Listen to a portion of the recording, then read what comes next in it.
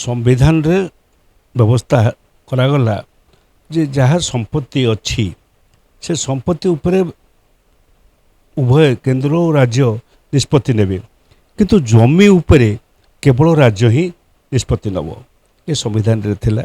संविधान रो जो भाग बंटन करा जायथिला तार राज्य लिस्ट रे 49 और 50 ये जो तालिका रे जो दुईटा थिला से थिला जो जमी उपरे टिकस सब बसई पारिबो राज्य। दुर्भाग्यर कथा केंद्र सरकार वर्तमान राज्यर ए क्षमता को पूरापूरी अपहरण करचंती। ये जो नुआ आईन टी करचंती संशोधन करचंती राज्य ठारू आकु छड़ाई देइचंती। आकु छड़ाई देला परे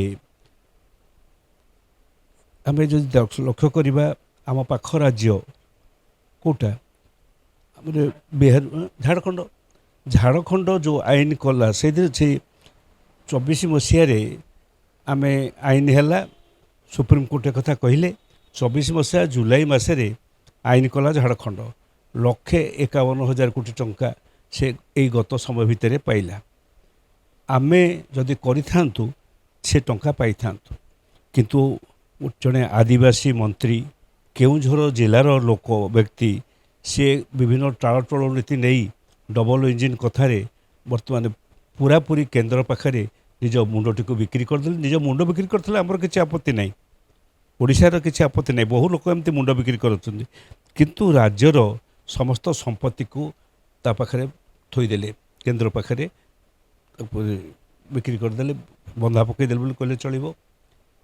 आज गोटे कथा उठुची धर्मेंद्र प्रधान नामक जड़े व्यक्ति आमर जी मंत्री थिले से बारंबार कहते एवं अन्य मैंने भी उठाउछन्ति जे आमे कौन पाउथलु जे आमे हरेलु।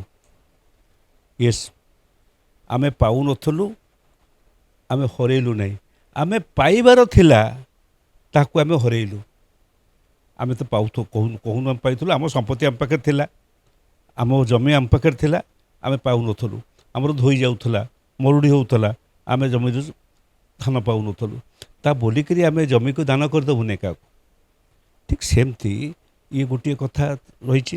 द्वितीय कथा हूँ जे आमे से सब कहते जे आमे 5,000 कोटी टंका पाउथलु केतेबेले 2014 पूर्व बर्तमान 40,000 45,000 49,000 कोटी टंका पाउ। यस ता भी सत्य से परवर्ती अवस्था बढ़ी तार कारण हूँ जे आयरन ओर मैंगानीज क्रोमाइट आर रेट इंटरनेशनल स्तर में आंतर्जातिक स्तर में आ रेट बढ़िला से अनुसार आम उत्तोलन बढ़िला एवं जीएसटी बढ़िला ता ऊपर जो जीएसटी बसला से बढ़िला। सो जीएसटी बसवा ये दर बढ़िया ये सब सूत्र में आम पैसा बढ़िला। जदि आमर पैसा बढ़ी ठीक अच्छे गोटे गोटे वर्ष भी कमी जाइए जो वर्ष उत्तोलन कम होती से वर्ष 42,000 कोटी टंका आई 41,000 कोटी टंका आई ए वर्षर पूर्व वर्ष आउ को वर्ष 49,000 कोटी टंका होती सब रही। जदि बढ़ी तुम पुणी कहीं आमेंडमेंट करके क्षमता को नौच राज्यसभा छड़े नेल से टंका आमर यथेष्ट आमको से 45 तुम तो आमको प्रीमियम दौन कौटा आमको जो राजभाग दि जाए कोईलार आम राजभाग गत 10-12 वर्ष है पाऊना आम राजभाग पाइबापी कि आम हक अच्छी सांविधानिक व्यवस्था 57 एक्ट अनुसार आम प्रति 3 वर्ष थरे लेखा आम पाइबू राजभाग बढ़ पाइबू कि बढ़ला नहीं न बढ़िकी कोईला उपरे शेष बसैल लक्ष लक्ष कोटी टंका शेष आदाय है ये ओडिशा कोईलू आमे धुआं खाइलु आमे धूली खाइलु आमर रोग है आमर जंगल नष्ट है आमर पानी नष्ट है किंतु सी नेले पैसा ये सबू कथा गुड़ को भावुंट लोके कौन जापार ना लज्जाहीन भाव निज मुहरे लाज नथिबा लोक मैंने यहीपर भाव कथबार्ता करती। सांविधानिक व्यवस्था थिला हक सांविधानिक राइट मैं कहली 49 आइटम नंबर 49 आइटम नंबर 50 ये दीटी जाक रखा जाइथिला से कौन सब बोका थिले पंडित मान जो मैंने बसिक संविधान तैयारी करते सांविधानिक व्यवस्था भितर आम्बेडकर हूँ बा अन्य हूँ ଏସବୁ କି ଭୋକା ନଥିଲେ। ସେଇଥିରୁ ଦୃଷ୍ଟିରୁ ଆଜି ଦିନରେ ସବୁଥିରୁ ବଡ଼ ଦୁଃଖ ହେଉଛି ଯେ ମୁଖ୍ୟମନ୍ତ୍ରୀ ରାଜ୍ୟର ଜଣେ ହେଉଛନ୍ତି ଆଦିବାସୀ ମୁଖ୍ୟମନ୍ତ୍ରୀ। ସେ କ'ଣ କଲେ? ମୋଦି ଆଉ ଶାହା ଓଡ଼ିଶାକୁ ଲୁଟ୍ କରିବା ପାଇଁ ବହୁତ ଯୋଜନା କରିଥିଲେ। ସେ ଯୋଜନା କରିକିରି ସେ ପ୍ରଥମେ ରାଷ୍ଟ୍ରପତି କଲେ ଆମ ରାଜ୍ୟର ଜଣେ ଆଦିବାସୀ ମହିଳାକୁ। ଆମେ ଭାରି ଖୁସି ଯେ ଆମର ପ୍ରଥମ ଥର ପାଇଁ ରାଷ୍ଟ୍ରପତି ଓଡ଼ିଶା ପାଇଲା। ତାପରେ କ'ଣ କଲେ?